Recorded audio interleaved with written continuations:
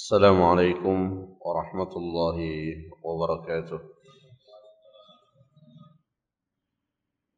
إن الحمد لله نحمده ونستعينه ونستغفره ونعوذ بالله من شرور أنفسنا ومن سيئات أعمالنا. من يهده الله فلا مضل له ومن يضلله فلا هادي له. أشهد أن لا إله إلا الله وحده لا شريك له وأشهد أن محمدا عبده ورسوله. اللهم صل على محمد وعلى آله وصحابته ومن صار على نهجه واهتدى بهديه واستنى بسنته إلى يوم القيامة. يا أيها الذين آمنوا اتقوا الله حق تقاته ولا تموتن إلا وأنتم مسلمون. اللهم علمنا بما ينفعنا وانفعنا بما علمتنا وزدنا علما وتوفيقا والحقنا بالصالحين. أما بعد، معاشر المسلمين jamaah salat subuh rahimani wa rahimakumullah. Alhamdulillah, pada kesempatan ini kita kembali melanjutkan majelis ilmu kita pada penjelasan kitab Taisirul Karimur Rahman fi Tafsir Kalamil Mannan yang ditulis oleh Syekh Abdurrahman bin Nasir As-Sa'di rahimahullah. Dan alhamdulillah, pada pertemuan yang sebelumnya kita telah menjelaskan ayat yang ke-19 dan juga beberapa ayat sebelumnya di dalam surah Ad-Dhariyat, di mana pada ayat-ayat tersebut Allah Subhanahu wa taala menyebutkan beberapa ciri-ciri orang yang bertakwa, di mana di ayat-ayat tersebut Allah menyebutkan bahwa di antara ciri-cirinya adalah kanu qalilan minal laili ma yahja'un. Di malam hari mereka tidak sekedar menggunakannya untuk istirahat, tapi mereka juga menggunakan malam hari tersebut untuk beribadah.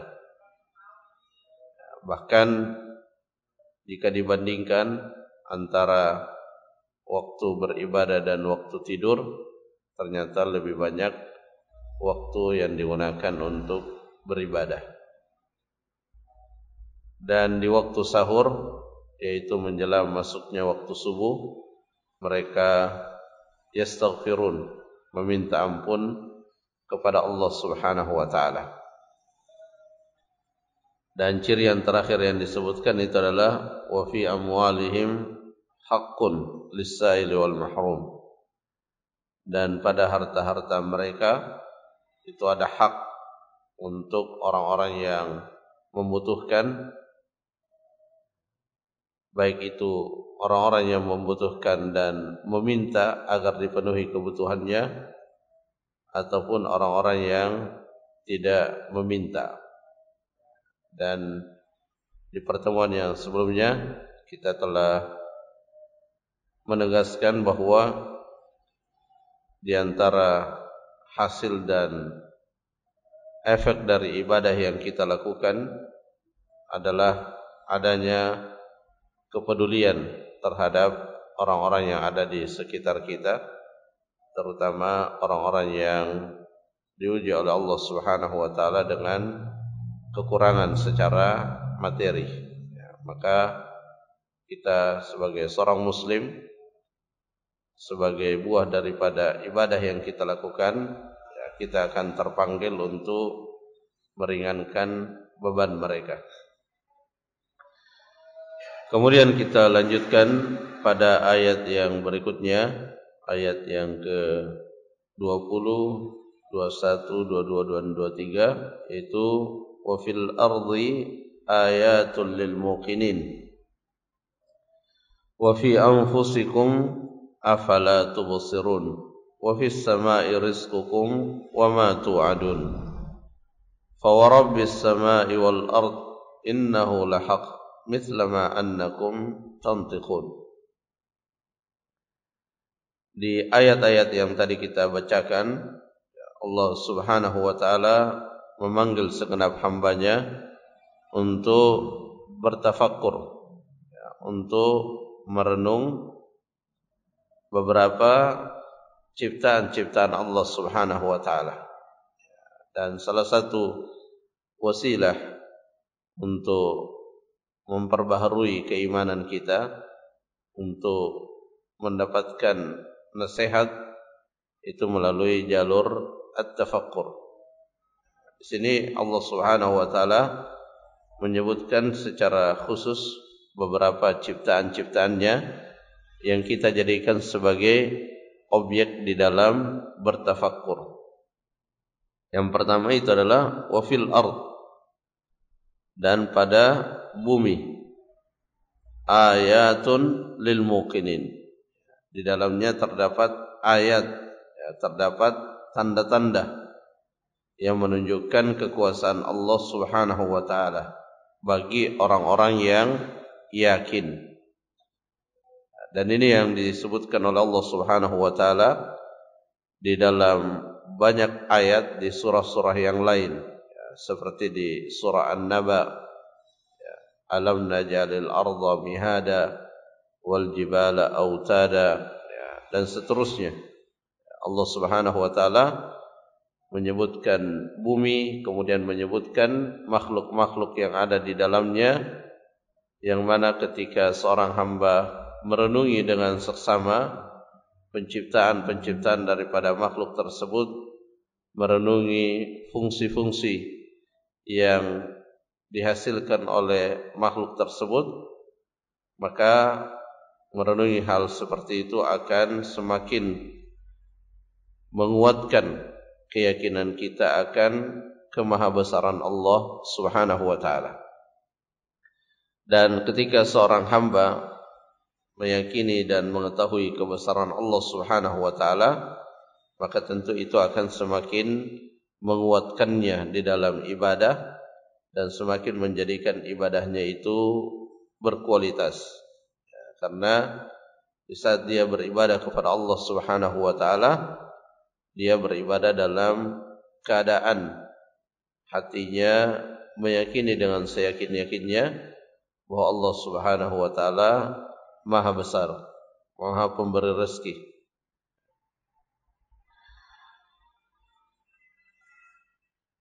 Wa fi anfusikum afala tubsirun. Bahkan tanda-tanda kekuasaan Allah Subhanahu wa taala selain ada pada bumi dan seluruh makhluk yang ada di dalamnya, tanda-tanda kekuasaan Allah yang juga sangat dahsyat, sangat besar efeknya jika direnungi, itu adalah apa yang ada pada diri-diri kita. Karenanya kata Syekh Sa'di rahimahullah, wa kadzalika fi nafsil 'abdi minal ibari wal hikmati war rahmati ma yadullu ala anna Allah wahidun ahad. Demikian pula pada diri seorang hamba, di dalamnya terdapat ibrah, pelajaran, terdapat hikmah, dan terdapat tanda rahmat Allah Subhanahu wa taala yang menunjukkan bahwasanya Allah Subhanahu wa taala wahidun ahad. Allah Subhanahu wa taala yang Maha Esa, fardu somad, yang menjadi tujuan semua makhluk di dalam memenuhi hajat dan kebutuhannya. Wa annahu lam yakhluq al-khalqa suda, dan bahwasanya Allah Subhanahu wa taala tidaklah menciptakan ciptaan-ciptaannya sia-sia tanpa tujuan. Jadi Allah Subhanahu wa taala menciptakan manusia untuk tujuan, dan Allah menciptakan makhluk-makhluk yang lain juga dengan tujuan. Manusia diciptakan jelas tujuannya adalah untuk beribadah kepada Allah Subhanahu wa taala. Wa ma khalaqtul jinna wal insa illa liya'budun. Dan makhluk-makhluk yang lain yang ada di muka bumi ini diciptakan oleh Allah Subhanahu wa taala untuk memenuhi kebutuhan manusia, agar manusia bisa menjadikannya sebagai wasilah di dalam beribadah kepada Allah Subhanahu wa taala. Jadi Allah tundukkan untuk manusia beraneka ragam makhluk yang boleh jadi secara fisik jauh lebih kuat dari manusia itu sendiri, tapi karena Allah menundukkannya maka manusia bisa memanfaatkannya. Tujuan daripada memanfaatkan ciptaan-ciptaan Allah itu tidak lain agar menjadi wasilah, menjadi sarana bagi kita manusia untuk beribadah secara maksimal kepada Allah Subhanahu wa taala. Jadi objek yang kita tadabburi itu selain makhluk-makhluk yang ada di sekitar kita, maka juga yang ada pada diri kita. Ya, bagaimana Allah Subhanahu wa taala menciptakan organ tubuh kita yang memiliki fungsi yang sangat luar biasa yang tidak tergantikan dan tidak bisa diperbaharui. Kemudian apa yang terlihat ya, yang ada di bagian luar tubuh kita itu juga merupakan ya, tanda-tanda kekuasaan Allah Subhanahu wa taala. Dan seorang ulama itu Al-Imam Qatadah rahimahullah itu mengatakan bahwa ketika manusia merenungi apa yang ada pada dirinya, maka pada akhirnya ia akan mengetahui bahwa dia diciptakan dan sendi-sendi mereka itu dilembutkan sehingga mudah bergerak, itu tidak lain untuk beribadah kepada Allah Subhanahu wa taala. Jadi kalau kita renungi ya, kenikmatan-kenikmatan yang Allah berikan melalui fisik kita, ya, mata kita, telinga kita, kemudian kita bisa menggerakkan tubuh kita, maka sesungguhnya itu semua Allah berikan tujuannya agar kita bisa beribadah kepadanya. Itulah tujuan utamanya. Ya, jadi tujuan utamanya kenikmatan yang melekat di tubuh kita itu tidak lain agar kita bisa beribadah. Allah memberikan kepada kita kaki supaya kita bisa melangkah ke tempat-tempat dikumandangkannya azan. Allah memberikan kepada kita kenikmatan-kenikmatan yang lain ya, agar kita gunakan dalam rangka beribadah kepada Allah Subhanahu wa taala. Ya, makanya di dalam hadis Nabi sallallahu alaihi wasallam itu disebutkan bahwa di setiap persendihan manusia itu ada tuntutan bagi dia untuk bersedekah, ya, untuk melakukan kebaikan. Ya, karena memang pada hakikatnya tubuh kita ini diciptakan oleh Allah Subhanahu wa taala agar kita bisa beribadah kepadanya. Kemudian di ayat yang berikutnya, wa fis samai rizqukum. Ya, wa fis samai rizqukum, dan di langit rezeki kalian, wa ma tu'adun, dan apa yang dijanjikan untuk kalian. Apa maksud dari wa fis samai rizqukum, dan di langit itu terdapat rezeki kalian? Makna di langit terdapat rezeki itu adalah maddatu rizqikun minal amtar wa sunufil aqdar. Jadi yang dimaksud di sini rezeki di langit itu adalah sebab yang menghadirkan rezeki kita di dunia. Tidak lain adalah air hujan. Jadi Allah Subhanahu wa taala menurunkan air hujan sebagai sumber kehidupan. Di ayat yang lain Allah Subhanahu wa taala berfirman, "Wa ja'alna minal ma'i kulla syai'in hayy." Ya, dan kami menjadikan dari air itu semuanya memiliki kehidupan. Ya, jadi sumber kehidupan yang paling asasi itu adalah air. Ya, makanya disebutkan oleh para ahli bahwa perebutan di akhir zaman itu orang akan berebut air. Ya, karena itu memang yang paling kita butuhkan. Ya, dan kita bisa merasakan ya bagaimana tingkat kesulitan yang kita alami ketika air yang bermasalah. Mungkin ada hal-hal lain yang juga kadang bermasalah, mungkin listrik, ya, mungkin bahan bakar, tetapi yang paling menyulitkan itu jika yang bermasalah adalah air. Makanya di sini Allah Subhanahu wa taala mengingatkan bahwa salah satu kenikmatan yang sangat besar itu datangnya dari langit yang tidak lain adalah air. Dan dimasukkan juga dengan kenikmatan yang ada di langit itu adalah hal-hal yang Allah Subhanahu wa taala takdirkan untuk kita. Yang ada di Lauhil Mahfuz yang Allah takdirkan untuk kita. Berupa ar-rizqud dini wa dunyawi. Baik itu rezeki yang berkaitan dengan agama kita.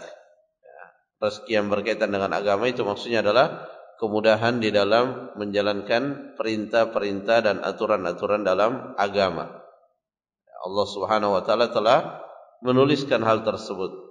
Apa yang akan berlaku pada hamba-hambanya, apakah dia taat atau dia bermaksiat, apakah dia melaksanakan ibadah atau meninggalkan ibadah, Allah Subhanahu wa taala telah menuliskan hal tersebut. Wa ma tu'adunahu ya, wa fis samai rizqukum wa ma tu'adun. Dan apa yang dijanjikan berupa balasan, baik itu balasan yang akan kita dapatkan di dunia dan juga balasan yang akan kita dapatkan di akhirat. Fa innahu yanzilu min indillahi kasairil aqdar. Itu semua turun dari langit dari sisi Allah Subhanahu wa taala sebagaimana takdir-takdir yang Allah takdirkan.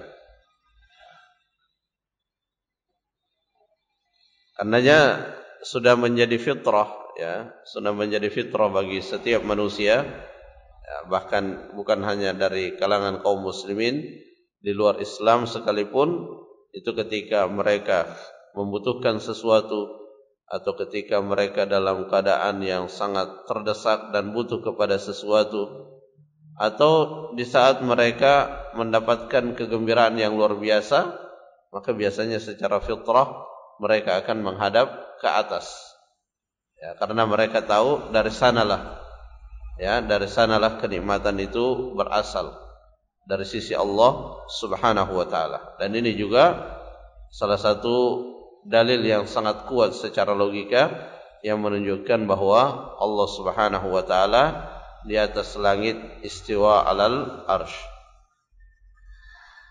Kemudian di ayat yang berikutnya, fa wa rabbis samai wal ard.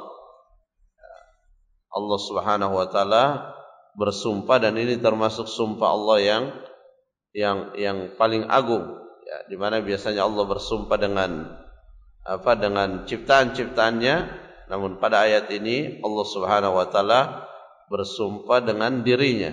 Fa rabbis samai wal ard. Demi Rabb langit dan bumi.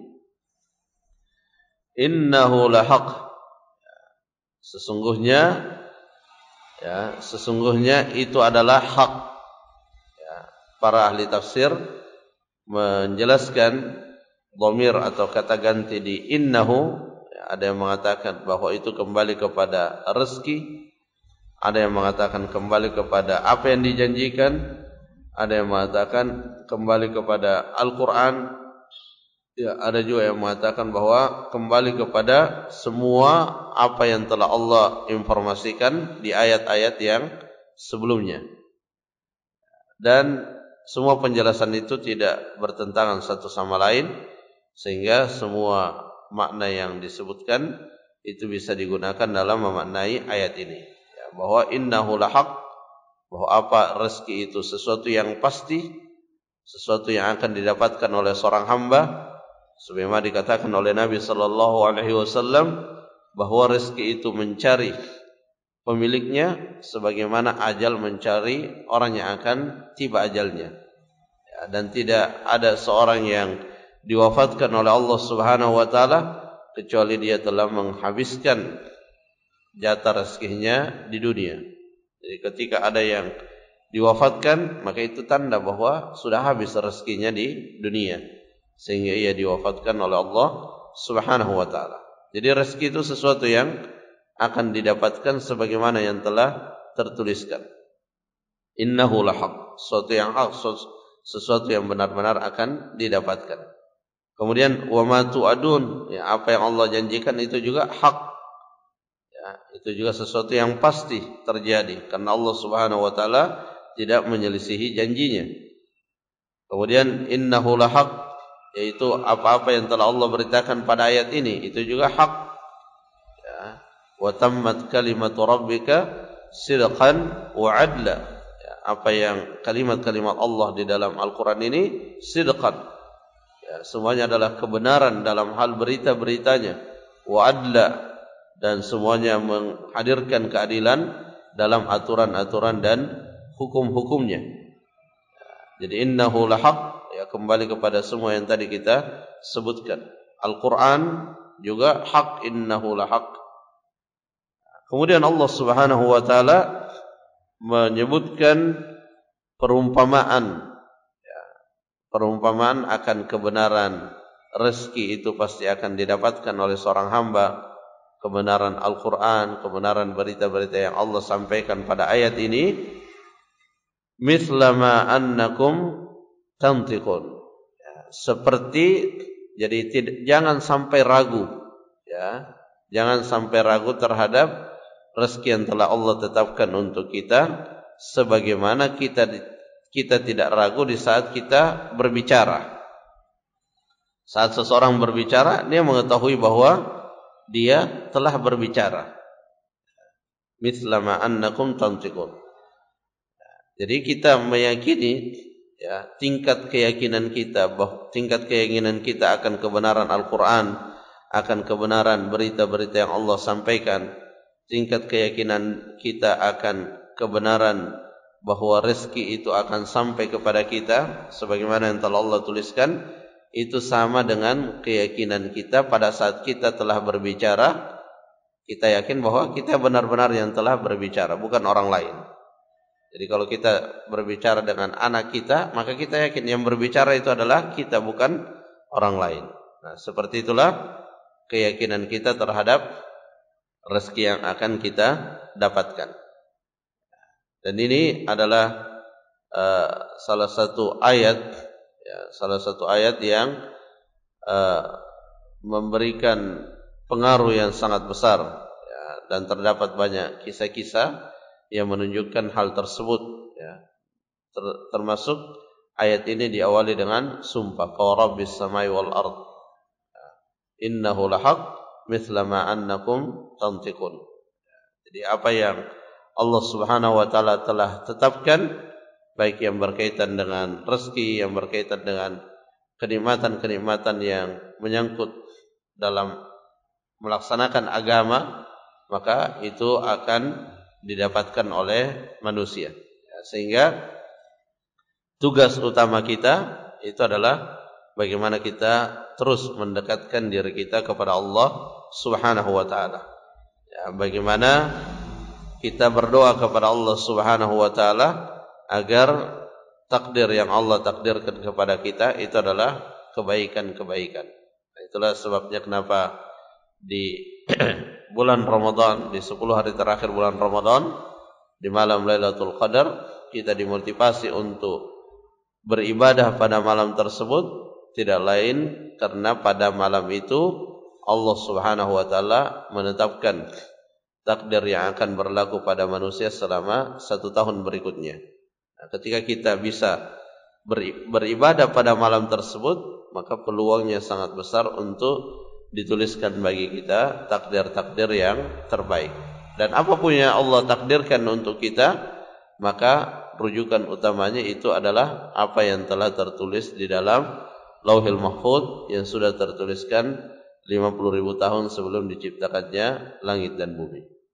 Jamaah rahimakumullah, itu beberapa yang bisa kita jelaskan. Insyaallah kita lanjutkan penjelasan dari ayat-ayat surah Adz-Dzariyat di pertemuan berikutnya.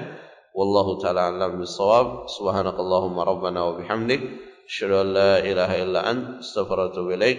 Assalamualaikum warahmatullahi wabarakatuh.